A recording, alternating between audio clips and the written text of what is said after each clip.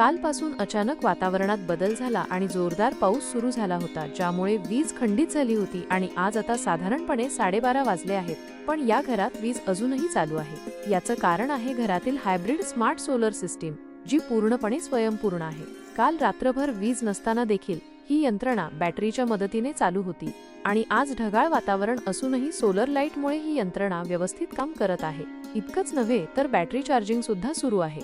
या सिस्टीमवर घरातील ट्यूबलाईट, पंखे, टीव्ही आणि वॉशिंग मशीन किंवा मिक्सर सारखी अत्यावश्यक उपकरणं कोणतीही अडचण न येता व्यवस्थित चालत आहेत। सामान्य इन्व्हर्टरसाठी जास्त खर्च करण्याऐवजी जर या हायब्रिड स्मार्ट किंवा सोलर इन्व्हर्टरचा वापर केला तर वीज नसलेल्या परिस्थितीत त्याचा खूप उपयोग होतो। त्यामुळे या आधुनिक आणि स्वयंपूर्ण वीज प्रणालीचा नक्की विचार करा।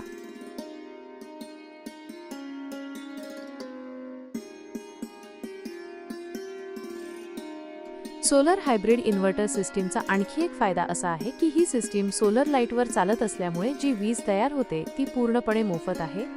शिवाय अशा परिस्थितीत ज्यावेळेस सूर्यप्रकाश उपलब्ध नसेल अशा वेळेस घरातील उपलब्ध विजेवर देखील याची बॅटरी चार्ज होऊ शकते।